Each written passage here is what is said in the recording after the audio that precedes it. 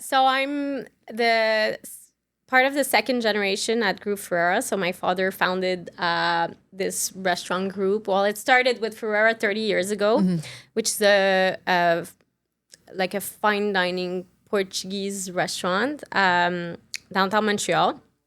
And we also founded, so I co-founded with my family 10 years ago, Campo, which is a Portuguese chicken restaurant, also downtown Montreal. Now we're at Time Out Market and at Water Market in the summer. And there's also Café Vasco da Gama that my father founded 20-something years ago, but it's my Uncle George that bought it a few years ago. So I don't Right, but it's still family. manage it, but it's family, and we all are on the same corner of the street, so we see each other every day. But so manage two restaurant brands now, Ferreira and Campo, and work as a family with a big team of 120 people. Amazing. And we also produce wine and olive oil in Portugal. But it's really not my... And you sell it at the restaurant? Yes, and elsewhere as well, but at the restaurant. Yeah, but it's more my dad that takes care of that aspect. And are you in grocery stores too? A few were distributed. Okay. It's not our main focus. Like, but yeah, we were sometimes I find out our olive oil somewhere. It's always like a nice surprise. Yeah. And our wines is mainly private import. We have a label that doesn't have our name on it that is at SAQ, and we're working on another label as well. But that's interesting. Yeah, you grew up around this, but did you want this life, or did it choose you? I think it definitely chose me. I mean, I was 7 years old when Ferreira opened, so I just, I grew up in the restaurant business, and I didn't think I would want to do this. However, after I went to college in the States, and I was gone for 5 years, and after Which college did you go to? University of Pittsburgh. Ooh. Super random. Yes, I had met a guy that was from Pittsburgh. Literally, that's why I went there.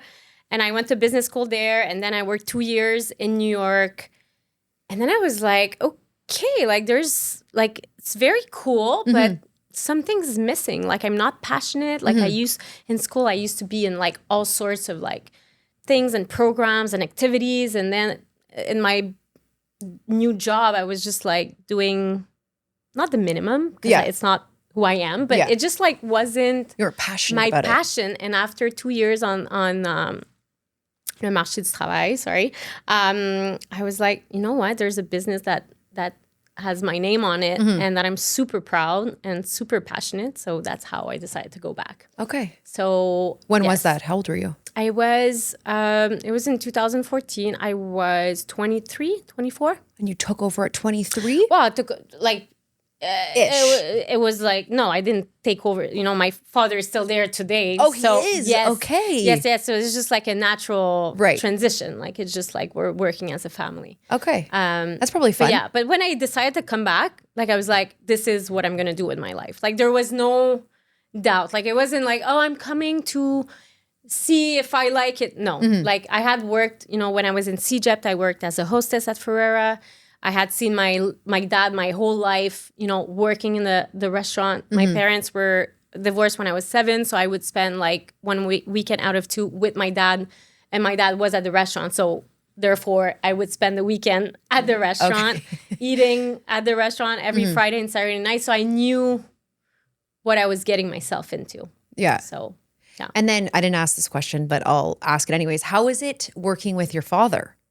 It's good. Okay. Because some people would say it's too much. Challenges. I work also with my sister and how's that? Aunts and uncles. Are you with them all the time, or are they just come in and out? And so I work in the same office as my sister and my dad 5 days a week, and we often see each other on Saturday and Sunday. So and we travel together, like to Portugal in the summer. I would love that, but that's but honestly, it's a privilege. It comes with for sure challenges. It's not perfect. We can be less patient towards one another than I would be, let's say, with a colleague. It comes with, but it's a privilege to do something that you love, and like that we all have the same vision and the same goals. And so, I see this as a very positive thing. Okay. Yeah. Well, because some people would be like, that's just too much for me. 5 days and then traveling. But I'm glad that you're like a tight-knit family. Yes. No, it's quite, honestly, like, I almost judge myself for it, but no. Yeah. It's Well, pretty cool. I'm from a big family also, and people, because I'm always Instagramming and whatever, and people are like, "Why are you always with your family?" I'm like, "Why wouldn't you be with your family? Like Yeah. it's amazing." And we don't work together, but like, I Yeah. don't know. No, it's pretty cool. Sometimes we feel like we're almost in a reality TV show. Yeah. Like, Well, maybe it's just like, maybe we should pitch it. I'm not sure about Reality that. TV at the restaurant, like Oh a my God. Vanderpump, but just Ferreira. It would do a great show. No, but No. no, I don't think so. So be honest. Was there ever a moment you were like, I don't want this huge responsibility? Yeah, like multiple times a day when I have hard decisions to make. I mean, listen, it's a very stressful environment. You know, the restaurant business is live. You know, you're always in it. There's always mistakes that can happen. It's a very human intensive. You know, lots of humans, so therefore lots of mistakes that can happen all the time. And the business aspect, whether it's a restaurant or another business, is also challenging, you know? So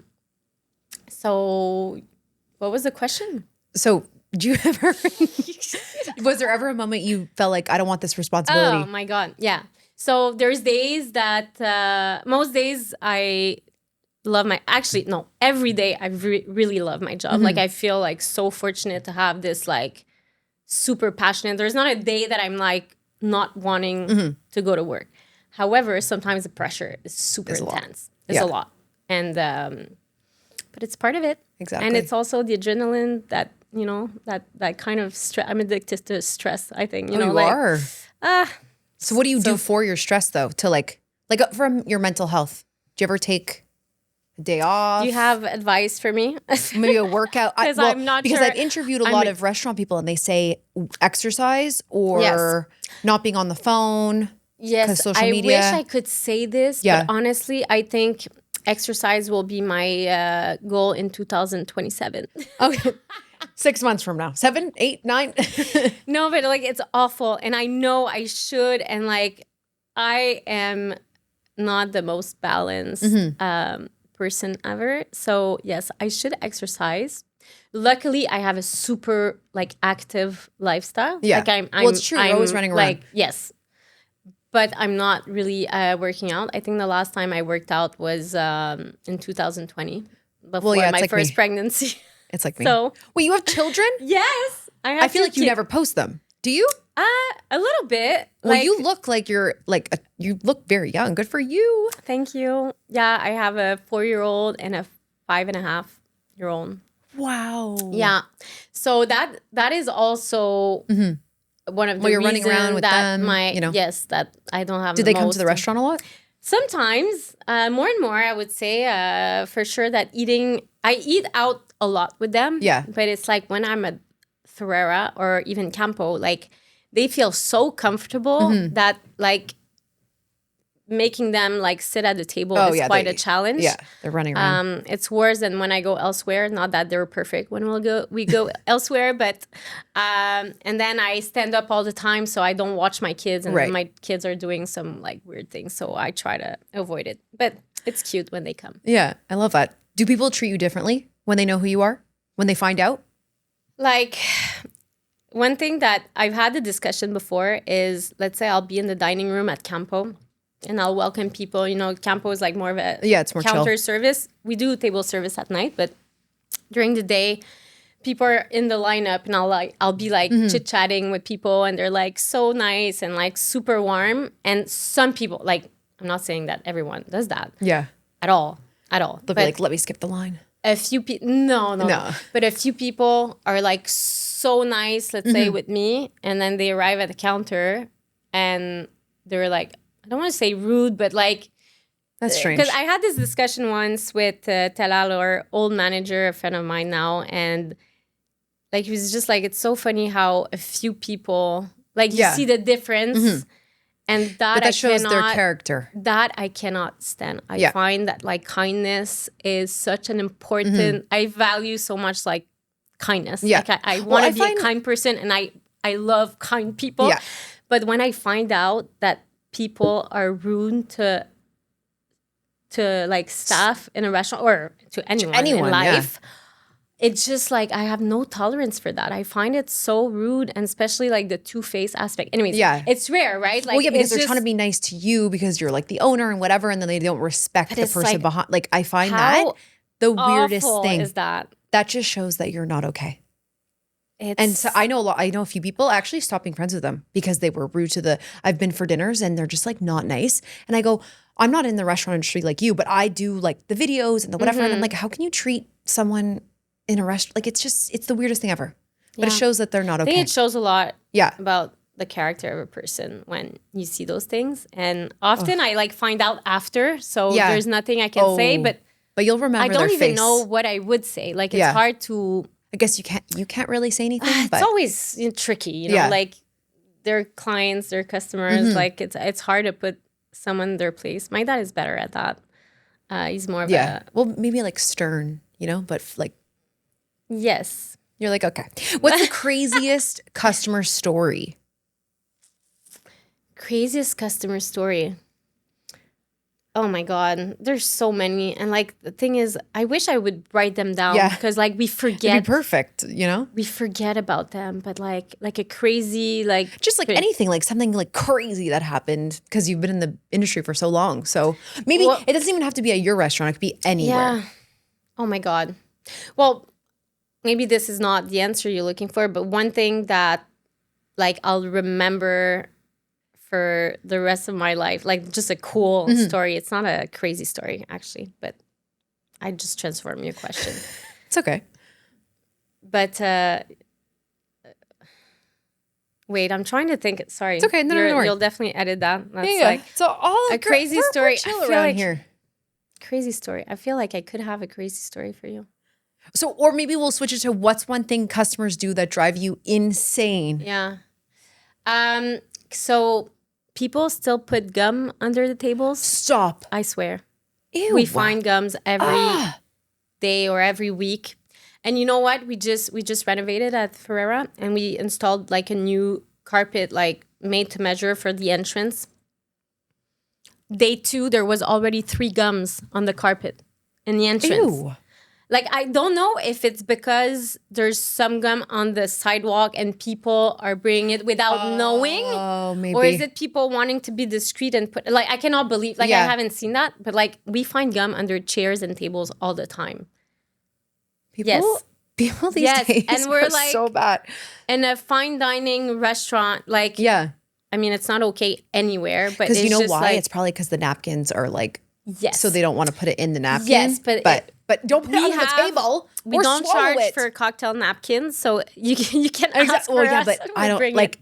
Oh my God, that's terrible. Okay, so what's something financially stressful that people don't think about? Okay, lots of things. A fun fact that often people are surprised is in Montreal. Well, probably in a lot of cities, but garbage services are not like free. Mm-hmm. Like it's not the city that picks up businesses' trash. Chuck also said that. And about garbage. So at Ferreira, we spend between $3,000 and $4,000 a month on garbage and recycling alone. And that's without compost. Yes, because we're limited in the space. Is that like a Montreal thing or is that everywhere? Well, I don't know. I'd have to Google remember. That. I think in New York, if I remember correctly, they put it in front of their and they just leave it street because they don't have alleyways. Like in Montreal, we have alleyways like that. The city was built that way, and we also have permits on our trash cans, and they have to be locked. Yeah, I always wonder. I'm like, what is this? To identify, which is not a bad idea in a way because they want to know who doesn't respect like cleanliness. I did not know that. But yes, we spend so much, but I wouldn't say that it's stressful to me. It's just it's a fun fact that people don't think about when they think of like operation costs of a restaurant. Wow. But financial, it's just very stressful in general. You know, like I find that there's the hospitality aspect of running a restaurant, you know, like the quality of the food, the experience, the wow factor, service. But then like it's important to be good at that, but then it's important to be good at managing the business aspect, right? Like the finances, the HR, the marketing, the legal aspect, the So many leases, things. and it's very hard to be good at both and constantly through time. So do you do everything, or does like your dad do one thing and you do like you're focusing on one thing? No, I mean, I have a very good overview on all like sides of the business. For sure, I have like stronger points, and like there's full team. Like we have 120 employees in between both restaurants. Wow. So it's like like there's a lot of people that have different Jobs, and it's normal, and we have amazing people working with us. But like the behind the scenes of a restaurant is just as important as the front. But like obviously customers don't see that, and they shouldn't. Like like the goal is not. But they don't realize, like, even for me, I don't realize like what goes into a full day. Yes. And even if you're closed for one day, you're still working that day. Oh, absolutely. Like you're doing the back it's funny, end like invoices. sometimes like people will call me, let's say at 9 a.m. They're like, "Oh, sorry, it's so early." I'm like, "What do you mean it's early? Like I've been up since 6 a.m. Like for sure, I have kids now, so it's changed a bit. But like our offices, there's people starting to work at 7, 8 a.m. and depending, on the jobs, but like there's a full on business operations of it, and then there's the theater aspect, like exactly. the experience and everything. But it's really a challenge, and people don't realize. I was going to say appreciate. There's nothing to appreciate about it, because the goal is for customers never to feel that or see that. But it's one thing to have a successful, like, be recognized for your food and service, but it's another one to run like a business that is ethical and that is profitable. Yeah, exactly. Like it's important to. But you celebrated your 30th, like last week or something, right? April 1st. Congrats. Yes, thank you. That's amazing. It is amazing. Honestly, it's such a pride. You don't really see that anymore. Like you don't. Not in Montreal, just anywhere. You don't see like 30 years in business. It's quite rare, especially in the restaurant business. I think like I think it's businesses that last longer usually, but like not in Europe. Like in Europe, it's a lot more common. Yeah, obviously, like everything is longer there. Like the wineries are at the 4th generation. Yeah. Like it's different in Montreal, but no, we're really proud of that. And like it's not only celebrating 30 years, but it's celebrating 30 years at the best that we've ever been, like, I mean, it's debatable. Like we've always had, we've always done the best that we can, but it's just very, I take a lot of pride in that like we're striving, like it's going very well, and we just renovated, and like we're gorgeous restaurant. I saw pictures. Thank you. And like we renovated also in the sense where like we didn't need to renovate. Like it wasn't like, oh my God, the restaurant's falling apart. Like, but it was like, what do we do today that allows us to celebrate, let's say, our 40th anniversary on the same like striving force? So that was the reason why I was like, no, we're doing the renovation. We're doing it for the 30th, not like next year, because it felt like right to do it with the anniversary and to send a strong message to our team, to our customers, to ourselves, like that we like believe in us and our story enough to like reinvest and retake a risk that is very calculated, but it's still a risk, for another 10 years. So yeah. Okay. It's pretty cool. And are you excited for F1? I am. Oh my God. It's coming so fast. Yeah. It's in a month. It's coming very early this year. May 22nd, I know, May. I think. Yeah, like May. next week. Like, no. Oh, no. Sorry, we're in April. But actually, when it comes out, it could be next week. Like, when the episode comes out, it's maybe next week. Oh, maybe. So, who knows? It's very soon. No, so Grand Prix is earlier this year. It's a very exciting time. It's also, like, stressful, but I guess that's what makes it fun. It's fun. Yeah. Like, we want the city to be... alive. And a bit...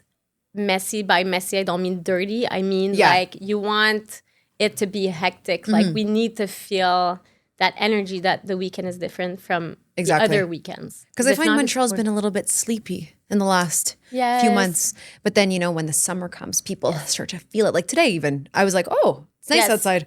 12. Yes, finally. 12 degrees. People are wearing their shorts and sandals. No, we can't wait for summer. So I feel like it will come alive. And then that's what, like, the kickoff, right? May 2-4, as they say in Ontario. And then, okay. Do you feel like you have to prove yourself more as a woman in the space? It's very interesting. Like, I feel very lucky that I don't feel that it's been harder because I'm a woman, but that's because so many amazing women did the work before. Yeah.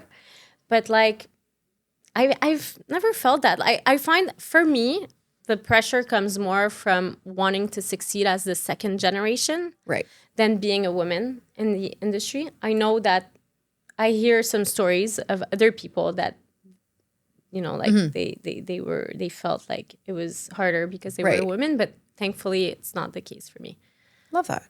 And I work with a lot of amazing women, and just like our executive. You're part of a women's like group, right? So what's it called?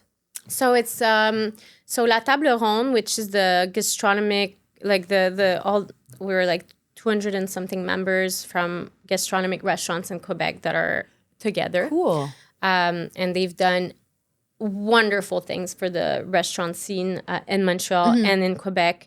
To raise awareness of how crucial it is for our tourism and our the vitality, like just the vitality of downtown Montreal. Like without restaurants, what is Montreal? You know, what is downtown? How boring it is to go to a downtown if there's no life after. You know, so La Table Ronde has done an amazing job, and they started last year, and I was part of the first. Oh, so it's only, cohort. I thought it was for a while. It's only been a year?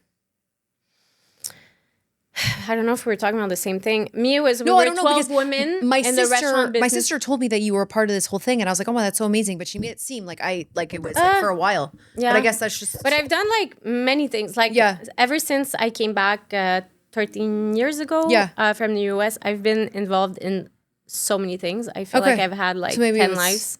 So maybe something else. Yeah. But still, that's very interesting. We were like 12 women in the restaurant business. And we did this whole like 1-year program where we followed each other, and we had like trainings and like mentors, and we challenged ourselves. We had like how do you say, like a private coach, and we all like worked on some things, and it was the most amazing experience. And now they did a second cohort. What is it in English? Yeah, same thing. Yeah, I think so. So it's been an amazing experience. I feel like that's good to have a mentor, like to have like people that are like, it's so important. Because I find it's a little bit lonely for me because I can't really. Well, you work a lot by yourself too. And I'm like editing by myself, doing this by my, you know? Yeah, so it's nice to have people that you can chat with and be like, oh, this happened to me today. What should I do? Yes. It's so important. Instead of chat GPT, you know? Last night I was having dinner with my girlfriends. We met over 10 years ago in a group called La Relève. We're all like second, third generation of family businesses. Cool. And with time, like we just really like became really close friends and like it's so nice to have other people that feel your reality. They're not in the restaurant business, all in different areas, but like we all have the same realities, right? Like at the end of the day, it doesn't matter what your product is or your services, and it feels really good to have. That's why you need to have a group, like a little. So important, yeah. You know, what's a very Montreal problem that only people here understand? I mean, for sure, it's not very original, but the construction, the puddles, like it's awful. The other thing is how the month of April is so deceiving every year.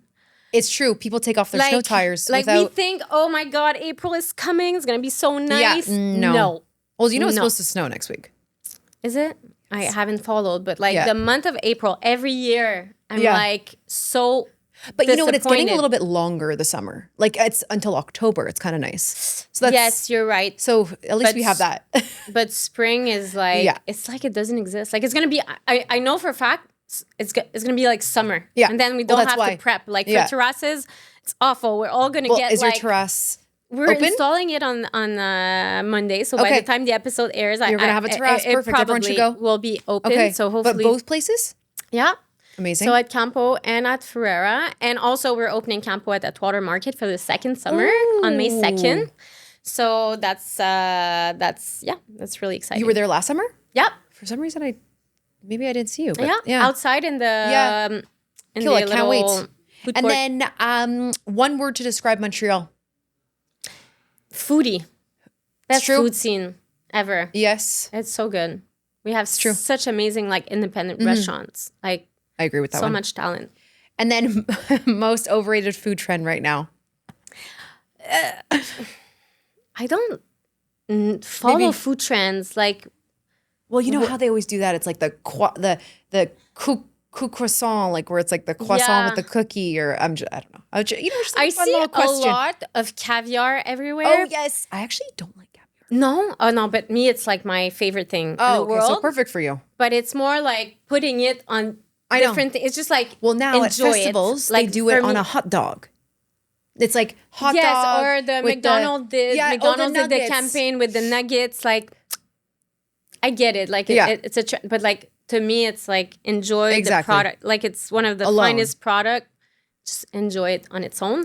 But, it's true. Actually, marketing. that is a bit of a trend. Yeah. Yes. A place you refuse to go back to. Fentropolis. You know what that is? Yes. Oh my God. It's kids' amusement things. Yeah. I'll go for birthdays, but I just can't go back. But no, like you wanted a restaurant? No. No. Yeah, I wouldn't. Your biggest pet peeve in a restaurant? Could be yours, could be anyone's.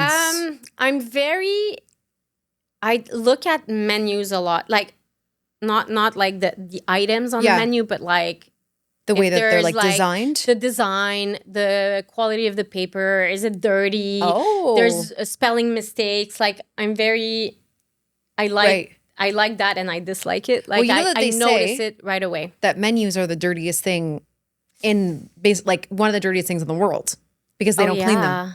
Yeah. Maybe not like yours, but more, diners and stuff like that. Yeah, where it's like the plastic. When they're plastic, they're not sanitized. They say it's like, exactly. Like they're like just like. If I owned a restaurant, I wouldn't be like, I need to clean the menus every day, even though you probably like should. we clean them, but I yours get are what probably you mean. like the fancy ones with. And like our new menus, which I love, they're in leather, so it's true that in the it's hard to sanitize leather, but we changed the paper. But actually, last night I ate at Ferreira, and there was a little dirty spot on it, and I was like, I removed it. Okay.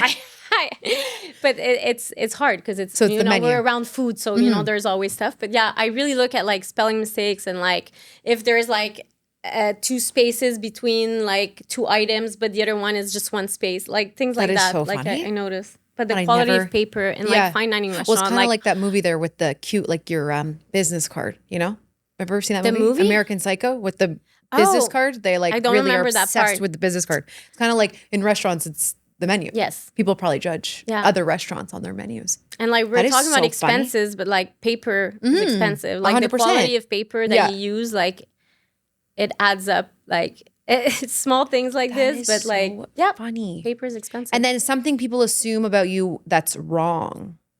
That I only eat good food. I eat a lot of junk. I eat a lot of McDonald's. What's your drive-through? Oh yeah. I like McDonald's, but especially the drive-through is the main factor. With my not with my kids, just like in general. Or I'll leave the restaurant late at night. Instead of eating there, I'll end up at the drive-through of Amir because it's convenient. Oh, okay. And my dad is like, I don't understand, like nothing against Amir, but like it's like eat here, like exactly. You can eat a nice but sometimes you just fish you want a little and vegetables. I'm like, no, I don't know why I like junk food. It's really bad. Good for you. Yeah. Are you ever able to relax? Oh my God, not much. Not much, honestly, lately. Well, especially since I've had kids. Like it's just like it's work, kids, work, kids, work, kids. It's really tough. And I think where you're passionate and like you own a business is like you can always do better. Like that sense of like it's never finished. It's never over. So it's really hard to like shut it down and like. Do you ever wake up in the middle of the night and you're like, oh, I have an idea? Yes. Okay. Yes. No, if I wake up in the middle of the night, often is more something that is like harder decisions bothering me. I'm not creative in the middle of the night, but I am like early in the morning, late at night. Like it never really stops. So it's hard to relax. Okay. But I should more. A moment that you'll never forget. Maybe you could say Grand Prix? yeah. Oh, yes. Okay. So why don't you explain to people what happened? Yes. So Grand Prix 2024. Yes, 2 years ago. It actually feels like last year, but it's not. I know. Wow. So a lot of people know me because it went viral on social media. So a lot of people. I mean, that's how I knew who you were. Like I knew the restaurant, but I never knew who you were. But so it did that. But so basically 2 years ago, Grand Prix were Friday night, 9 p.m. There's a bunch of inspectors from the fire departments, but it's like the prevention fire department team, not the firefighters, that arrived at the restaurant to do an inspection. And they measured our terrace, and it was too close to the building. But it's a very long story because they came 2 weeks before. They had told us, but we showed them the architect plans approved by the city. And like it was just like a really big miscommunication between the city and the fire department. And instead of just like saying it's collaborating or like finding solutions, they decided to close us. So Grand Prix night, and they emptied the terrace. And it was 9 p.m. So during Grand Prix, there's 2 services, and 9 p.m. people like literally just sat down. People accept to eat a bit later during F1 weekend. And so we had to empty the restaurant. But like the whole scene lasted like, I want to say 30 minutes, an hour. And I was furious. Obviously. Because like we had discussion. Like the project was done with the city. Yeah. You know, like it's not like I invented this terrace. Like it was like a whole project and everything. And it went completely viral. And I was just so ashamed of the city. But not luckily, like this should have never happened, but I like to think of the positive things in a bad situation. And 2 years later, I can say that in the moment. So I decided it was so awful. They gave me the fine once like the thing was over and the restaurant was being emptied. Not the restaurant, the terrace, sorry. I went to my office. I was like, I need to film myself explaining the story. And I didn't know I would post. I was just like, I need, like, this you were is just like... upset. Go ahead to get it out. And I just felt like I could explain the whole thing. And I filmed myself for 7 minutes. I explained the whole thing. And I finished the video. I'm like, oh my God, I feel like it's a one shot. Like, I've said everything and, like, not too much that I'm, like, embarrassed. I rewatch it and I'm like, yeah, I think that, like, that's it. My sister arrives. She listens to it. She's like, no, like, this is great. Have to post I posted. This. Oh my God. But you know what? It's kind of nice, like support from your local Montrealers. Yes, but I didn't think it would go. I knew it would resonate, but like I thought more like within the industry. I didn't think it would be everyone. Like the whole public. Like I would have never. I think to this day we're like at 2.5 million views on that video. Wow. And anyways, and the whole like political like got into it. The mayor had to come out and stuff. Yeah. But I can say that after all of this story, it woke up like the administration. At that time it was so Valérie you kind of Plante, were like I was the mayor. The stepping stone in Montreal. Wow, I don't know, but like, and the thing is, it wasn't just us, right? Like the intervention affected other restaurants, and there were other restaurants that were being fined during the weekend for other things. Like it wasn't just us, but it allowed dialogue to open with the firefighters in the restaurants for the prevention. Because what I said, it was like, it's supposed to be prevention. And this is just like, it's not, we're not trying to prevent something. We're just like screwing up with like our work and like what we're doing. Like if you want to prevent, teach me how to, like before we're opening, not like in the middle of service. They came at like 9 p.m. 9 p.m. But someone called them, or they were just like, let's No, they were doing, so it's something called Sentinel. So during F1, during St. Patrick's Day Parade, so during Halloween, like during big holidays, big things, they are on the field. And like, I never, and I think the fact that it went so viral, I think is because I wasn't shaming on anyone's work. Like, no, I'm pro security. I'm pro like prevention. I like to follow rules. Like,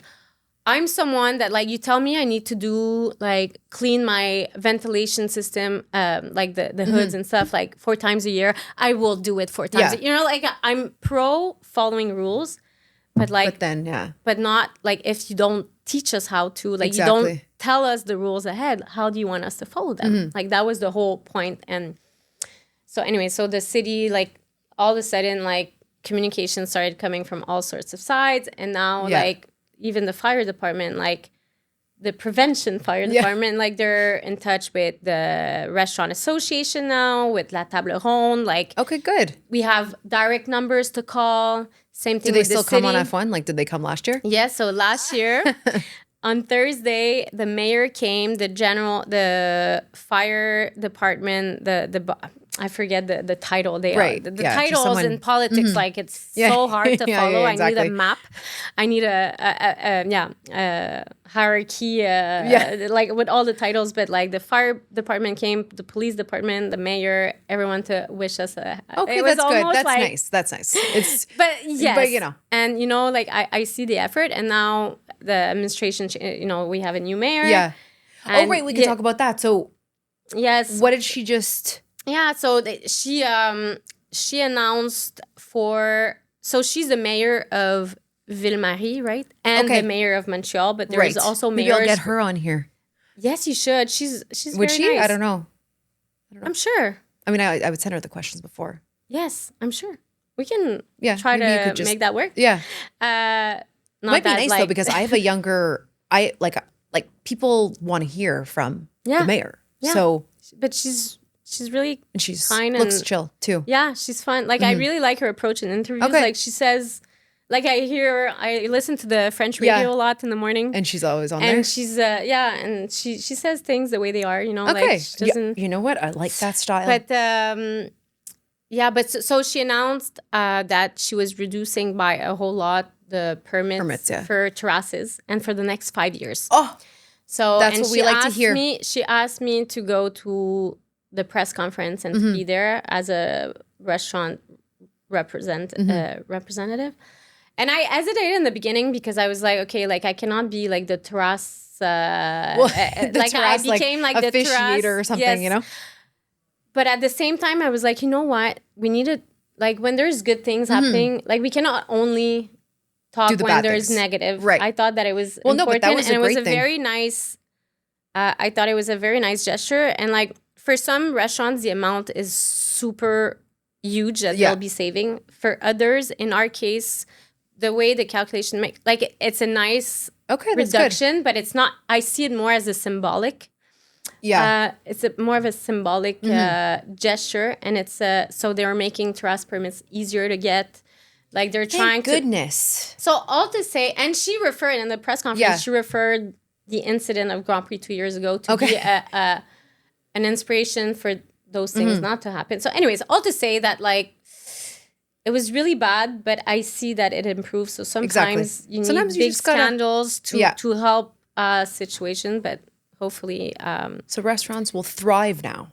Well, I mean, it's not going to save better than before. I mean, imagine someone's like, oh, I want to do like the terrace. It helps me in the summer, and then they have to pay $20,000 for a terrace, and then at least it's a little bit less. They can. It's a little bit less for sure. The operational, like building your terrace, like there's so many expenses. Like, but at least it's a little bit. Like with Grand Prix being earlier this year, like we have to rent heaters. Like there's always like new things, that you haven't. I didn't even think of that one. Yeah, I know. But we're from Montreal. Come on, like I can. It's cold, but yes, but like, will you eat visitors. at 9 p.m. outside if it's like 10 degrees? Maybe not. I feel like I would. Yeah. Well, no, you should you should get the blankets. Yeah, we have blankets already. When you're in like Switzerland or something, put on the blankets. That'd be cool. But like, you're like, okay. So speed round. Okay. You didn't get these, but they're easy. So classic dish or modern twist? Classic dish. Okay. Traditional or contemporary Portuguese cuisine? Contemporary.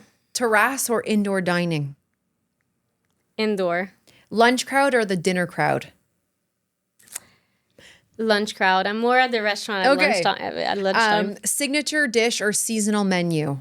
Signature. Food first or experience first? Experience. Really? Yeah. Okay. Well, I mean, it's debatable. Like, I mean, they're both so important, obviously. But I think that... Would you go back somewhere that had an amazing experience, but the food was really bad? Like, I don't know. I think more than if I had amazing food, meal, but the experience, you know what? That's sucks. True. You know what? I think that service and experience is more crucial. Mm-hmm. Well, I think you remember the experience more than the food.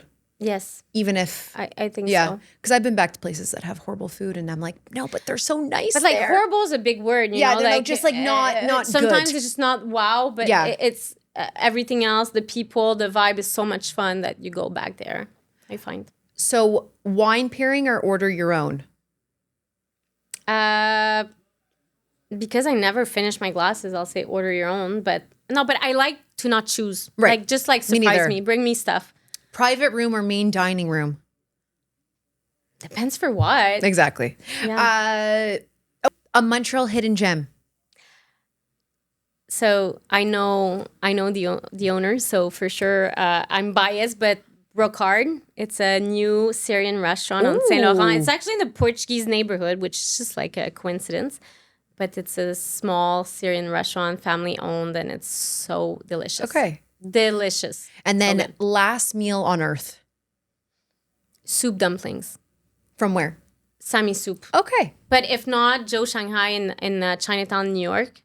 That's the first soup dumplings I've ever tasted. They're so and good. I was like, what is this thing? Like I order them on, not from Joe Shanghai, from Sami soup. I order them on Uber and it's not as good, but like that it's the vinegar, soy sauce with the little like chili with. It's so good that I'll risk burning my mouth every single time. So good. Because there's like a trick, you know, like you have to like eat the side and then like soup the side. Like it's a whole, I heard there's a whole science to this. Sami soup like all the time? Almost once a week. And then their cucumber salad too is really good. Yeah. You had that before? Yeah. Or the peanut butter dumplings. Ooh. See yourself in 5 years. Same place. Okay. Just maybe like less stress. Like right now I'm way too stressed. Like I need to chill. Like maybe, you know, introducing workout to my life. Okay. Like less just like McDonald's, more healthy more food. soft life, as they say. But like professionally, I love my job. Mm-hmm. So, and I really love I love my habits. Like I love going to my little downtown corner because all our restaurants are like in the same corner or almost. And like just... Like, I love working with my colleagues. I know everyone. Like, I like this little, like, family aspect of my job. Yeah. What's the most fun story about your restaurants?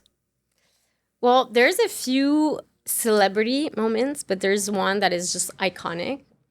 One day, lunchtime, like, middle of the week, we get a phone call. It's my colleague, Charlotte, at the time, that answered the phone. And someone is like, oh, do you have room in, like, 5 minutes for 5 people? And we had like one table available on the mezzanine, like round table. And she's like, yeah, like perfect, no problem. What's the name? And the person goes, Oprah. Oh, just then like, can you spell that for me? Like, just can you spell that? Even though there's only one Oprah. And Oprah just showed up. It was, you know, when she came to do the Michelle Obama conference. Yes. And Oprah just walked in the restaurant. With just 4 other people? Yeah, with her colleagues. And like, what did she order? It was like a tartare, like the tartare of the day, that day. Like super like healthy, simple, super nice. She took pictures with all the staff. Oh, and I love that. I love a good story when they're nice. But like Oprah came in. Were you there? Yes. And I was so nervous. I'm like, I need to write her a letter. Like I wrote her a card. Yeah. Gave her like olive oil. I just like I needed to feel like I try to make an impact. Well, you know why? She'll probably be like, oh my God, Montreal was so welcoming. So well, I'm sure she gets quite like welcome everywhere she goes. But yeah, it was quite an iconic moment. She really liked you. Okay. Yeah. Well, thank you so much for being here. Thank you. I love what you do. I'm such a fan.